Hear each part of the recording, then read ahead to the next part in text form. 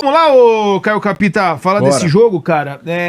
Eu entendo que é começo de temporada, ao mesmo tempo também é um clássico que o torcedor não quer saber disso, ele quer ver os melhores em campo, ele quer ver o seu time ganhando, mas foi um jogo abaixo. Você detectou, de repente, questão física, jogador tentando segurar um pouquinho? A gente viu, por exemplo, o próprio Andreas Pereira se machucando no começo de jogo, uma lesão no ombro, enfim, vai passar por exames hoje.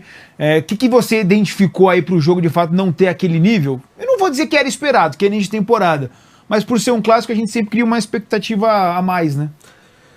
Bom, acho que cansaço não, porque para muitos jogadores foi o primeiro jogo da temporada, né? Palmeiras usou um time bem alternativo no jogo contra a Lusa, então ontem conseguiu colocar vários titulares em campo que não tinham atuado. E aí, pô, acho que tem o desconto do primeiro jogo, os caras ainda estão adquirindo ritmo. Eu conversei com alguns caras lá no campo ontem, daí, pô, foram 5 dias de treino, né? Numa alta intensidade, beleza, pra você voltar ao ritmo, mas treinar não é igual jogar. E aí foi a frase que eu falei, tá cedo, mas o Palmeiras não jogou bem e o Palmeiras teve muita dificuldade de sair pelo chão e principalmente por dentro. E aí acho que tem um problema que é a linha defensiva, e eu vou tratar a linha defensiva como um todo do Palmeiras, não consegue encontrar esse espaço, não consegue forçar o passe para quebrar a linha. E aí, desde Carlos Miguel, que é um goleiro que tem um pouco mais de dificuldade de jogar com o pé, mas que tem melhorado, ontem participou um pouco mais, pelo menos virando o jogo, e me parece mais tranquilo e mais confortável para jogar do que quando ele chegou. Gomes, a gente sabe que é um cara que tem dificuldade naturalmente pela sua qualidade e ele acaba compensando em outras virtudes. Pô, o Gomes é um zagueiro indiscutível titular do Palmeiras. O Murilo, acho que por uma falta de confiança, em alguns momentos com a camisa do Palmeiras, o Murilo já foi um zagueiro que arrancou com a bola pra frente, encontrou passes quebrando linha, mas hoje ele me parece, por não viver um momento tão bom tecnicamente, que ele tá sem confiança para encontrar esses passes e talvez arriscar. E o Piquerez, o cara tem feito muita bola longa de paralela, de corredor, né? Principalmente depois que o Vitor Roque entra. E assim, o Emiliano participou pouco do jogo, principalmente em saída, acabou errando saída de jogo e é um cara muito burocrático. Então é muito mais para não errar do que propriamente fazer o Palmeiras andar para frente. E aí depois da saída do Andreas, que é o cara que faz o pivôzinho ali no meio, depois da saída dos 3 zagueiros, o Palmeiras perdeu. Tanto que assim, a bola não chegou com qualidade nos caras da frente, a gente não conseguiu ver Riquelme, Felipe e Alan praticamente em 1 contra 1, e o Veiga tem sido um cara que tem passado despercebido, assim. Ele tá passando uma sensação de tipo um veterano de 40 anos e que não é o caso. Porque ele é um cara de 30 e que tem lenha pra queimar e que fisicamente ele consegue entregar, mas ele tem passado como quase que um nada dentro de campo. Porque a bola pouco passa pelo pé dele, pouco incisivo. O Veiga nunca foi um armador pifador, de enfiar a bola, deixar os caras na cara do gol. Mas ele sempre foi um cara de fazer a bola andar, acelerar e chegar pra finalizar. E ele não tem feito. Então a bola chegava pros caras da frente ontem sem tanta qualidade, muito quadrada. Acho que o Flaco fez um bom jogo, conseguiu sair da referência, arrastar muitas vezes a defesa do Santos, mas parou por aí. E assim, acho que alguns caras do Palmeiras, apesar de ser o começo do jogo, tem que entender que pra eles o Paulistão vai ser um teste, velho. Tipo assim, pro Kelvin, vai ser um teste. O jogo do Kelvin ontem foi muito ruim. De novo, chega bem, oscila demais ano passado. Evitou esse gol aí, ó. Sim, mas ele fez um jogo ruim ontem. Ele fez um jogo ruim. O Emiliano, outro cara que precisa elevar um pouquinho o nível. E aí acho que tem algumas boas notícias de teste da molecada. Larson, mais uma vez, acho que entra bem, muito regular, mas mais tranquilo e adaptado dentro de campo. E o Luiz Pacheco também, acho que o moleque entrou bem ontem, pegada, ligado, concentrado. Enfim, a minha análise do jogo vai muito por aí, do lado do Palmeiras, né? Mas assim, de fato não foi um jogo bom. É bom saber que... Claro que o Caio fala aqui como analista, jornalista, mas que o torcedor do Palmeiras tá confiante pra temporada, tá feliz, tá bem, né? Tá... Cara, assim, a gente transmitiu muitas vezes aqui na casa os jogos de pré-temporada dos times europeus. Então, quando o Manchester City vai fazer o primeiro jogo da temporada, o Barcelona, o Real Madrid, a gente sabe o que vai esperar dos caras. Inclusive os 47, os 96, essas numerações de jogadores da base. Perfeito. O que a gente procura ver naqueles jogos? Ideias novas dos técnicos. Pô, agora os atacantes estão mais por dentro, os laterais estão mais abertos, estão subindo mais e tal. E um ou outro garoto que você fala, pô, esse daqui vai ajudar. A minha expectativa para esses jogos iniciais do Campeonato Paulista é essa. É ver alguma coisa de ideia nova e quem é que chega e que pode ficar. Ontem, por exemplo, entrou o Pacheco, eu vi o Fragoso falando bastante bem dele e tal, e depois até vi um vídeo na rede social do Fragoso também falando que o Palmeiras vai apostar bastante nele na temporada, né? Um garoto de 17 anos e que vai dar uma furada de fila e que deve ficar com o elenco de cima. Mas já são jogos competitivos e que daqui a pouco vai pesar, porque se numa pré-temporada o Manchester City toma 5-0 da Inter, 5-0 do Milan e 4-0 do Barcelona, não acontece absolutamente nada, eles começam o campeonato inglês, ganham 4 jogos e segue a vida. No Campeonato Paulista tem consequência, então tem um pouco de pimenta a mais e um pouco de avaliação séria a mais. Mas a minha expectativa ontem era para ver novidades individuais dos times e algo de ideias novas. Eu vejo mais ideias novas no Santos. O Santos, o início do segundo tempo ontem é um pouco melhor. Termina o jogo bem. Gabigol acho que ontem entrou bastante mal. O Gabigol perde 2 bolas que são 2 gols pro Palmeiras que acabam não se concretizando. Normal também é o segundo jogo da temporada para ele. Mas individualmente, eu gostei do Brazão de novo. O Brazão ontem evita uns 2 ou 3 gols do Palmeiras. Uma cabeçada do Flaco, que é uma defesa maravilhosa uma defesa dele. Absurda, velho. Gostei do Barreal, de novo também. Alguma coisa do Roleiser no primeiro tempo. O Roleiser estava bem participativo no primeiro tempo. Eu gostei. Quase faz um golaço, né? Vai rabiscando por dentro. Pegou mal na bola, né? E gostei muito do Flaco. O gol do Palmeiras, e não só pelo gol, o Caio falou da saída dele de área, o gol do Palmeiras, ele só olha pro gol, cara. Ele olha pro Brasão, o Brasão vai muito bem e ele acha o passe pra trás pro Alan, que foi bem discreto mesmo, né? Acho que o Palmeiras não tem muito mecanismo ainda, e aí que eu falo das novidades. O Palmeiras não tem, por tudo isso que o Caio falou, de saída de bola e tal, ele não tem mecanismo pra colocar os caras de frente em boas condições. Eles recebem muitas más bolas ruins. O Alan não recebe bola. Aquele jogo contra a LDU foi um oásis do Palmeiras nos últimos meses. De achar bem os caras nas posições de frente, de achar os caras em posição de 1 contra 1. E ontem isso de novo não aconteceu. Então, assim, do Palmeiras eu não vejo ideias novas. Mas isso aí é o Almada que vai fazer? Não, tô falando assim, se chegar é pra ter esse cara que vai conseguir fazer? Também.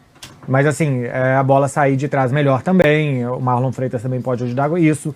O técnico do Palmeiras não me parece um técnico super adepto de fazer os times jogarem e não sei o que e tal. O que o Rogério falou no ano passado, no momento não foi certo, mas alguma coisa de razão tem, que o Palmeiras adora a bola direta e hoje tem 2 atacantes que vão muito bem com as bolas diretas. Então, que as pernas estejam muito pesadas, que seja o primeiro jogo de temporada e que não se espere muito ritmo, embora acho que teve até bastante correria no jogo de ontem, eu acho ok. Só que eu quero ver em algum momento o Palmeiras fazer alguma coisa de diferente. Não sei se eu tô me iludindo, achando que vai ser capaz e vai querer fazer isso. Ontem eu tava muito curioso para ver como que o time ia se comportar, porque fazia um tempo que de fato o Palmeiras não atuava com 3 atacantes, né? 2 pontas mesmo e tal. Quando tinha Flaco e Vitor, atuava com os 2 à frente. No primeiro jogo, o Maurício fez mais um papel de segundo atacante junto com o Luigi. E ontem era claramente ponta mesmo. O Riquelme Felipe é um ponta, de 1 contra 1. E acho que até tentou participar, mas foi muito parado com falta. Mas também não teve muito 1 contra 1 no último terço do campo. Então ele conseguia driblar, falta. Conseguia driblar, falta. E faz parte do jogo. Mecanismo para parar. E o Alan também recebe poucas bolas de situação mesmo de 1 contra 1. É 1 contra 1. Mas com uma cobertura por dentro e uma cobertura no fundo. E aí você vai matar o moleque. E eu tava com medo do Flaco ficar de costas como um 9 enfiado. E a gente já viu várias vezes que ele não consegue funcionar assim. E não, ele foi um cara que se movimentou, que saiu bastante, que gerou jogo. E ele tá ele me parece ser um cara bem fisicamente desde o ano passado, assim. Então ele arranca muito, ele consegue arrastar a defesa adversária.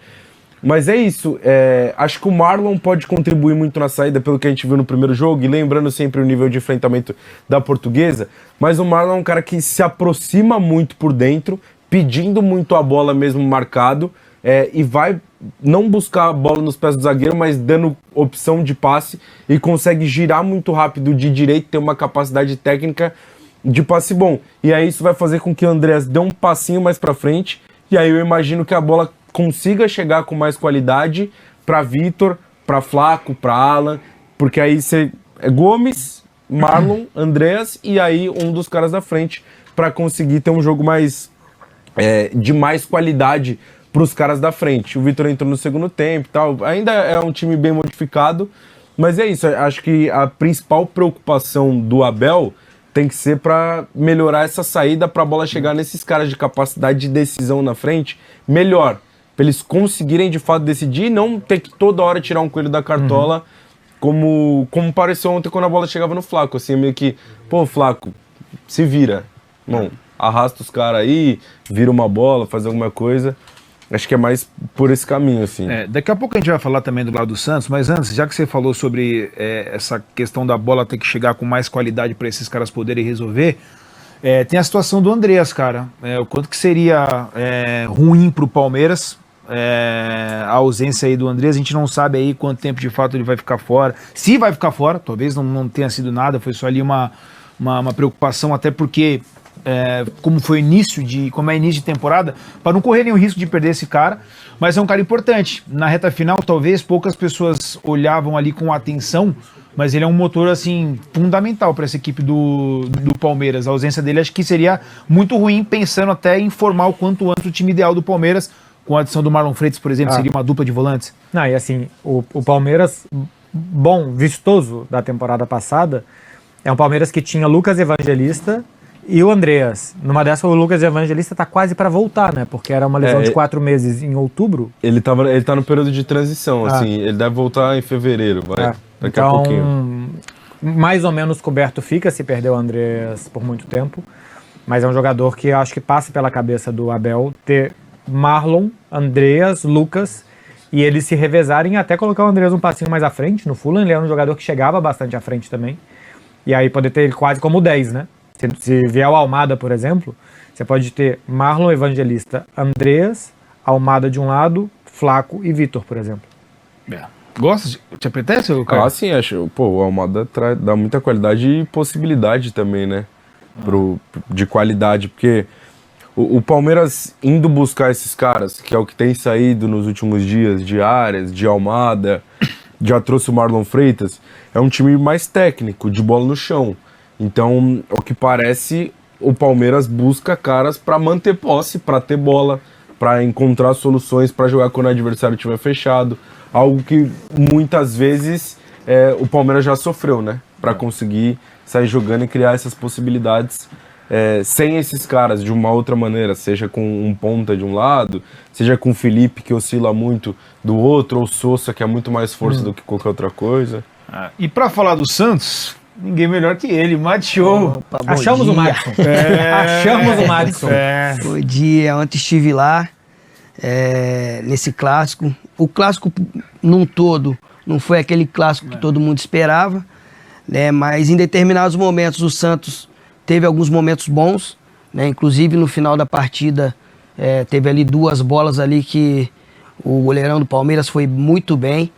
Então eu acho que esse clássico foi merecido um empate, né? Um empate. Eu achei que o Santos teve alguns momentos muito bons, né? Criou bastante, e o Palmeiras, na oportunidade que teve, foi lá e fez, né? Então, foi o que eu falei na transmissão. O Santos, em alguns jogos, ele consegue criar, mas não consegue ser efetivo, né? Não consegue, ou seja, fazer o gol, né? Isso acaba prejudicando o time, né? Que numa bobeira acaba levando o gol e perdendo o jogo. A gente falava, Matson, talvez dessa expectativa que a gente cria no início de temporada, ainda mais um clássico, é natural que a gente espera que seja um super jogo, com vários gols, coisas e tal. Não foi isso que aconteceu na Arena Barueri. Não sei se você chegou a passar por uma situação assim de ter um período muito curto não vou nem dizer de pré-temporada, que a pré-temporada está sendo agora, né?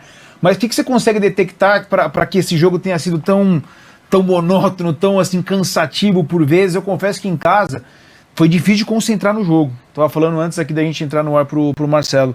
Cara, por vezes eu pegava o celular aí e dava uma olhada no celular, porque eu não tava conseguindo concentrar no jogo mesmo. O que me chamou a atenção, sendo muito sincero. Você falou que ia pro TikTok.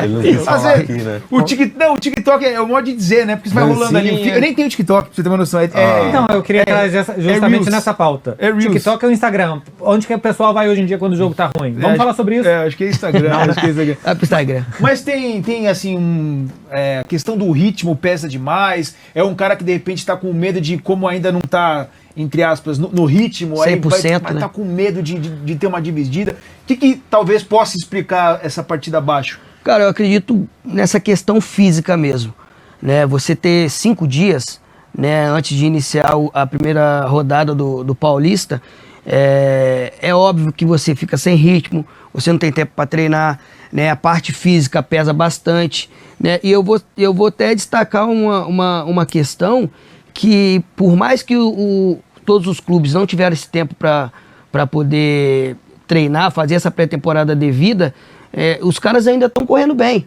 né? Mas chega aquele momento ali que a perna pesa, aí o jogador fica com medo de ter uma lesão, porque está iniciando a temporada.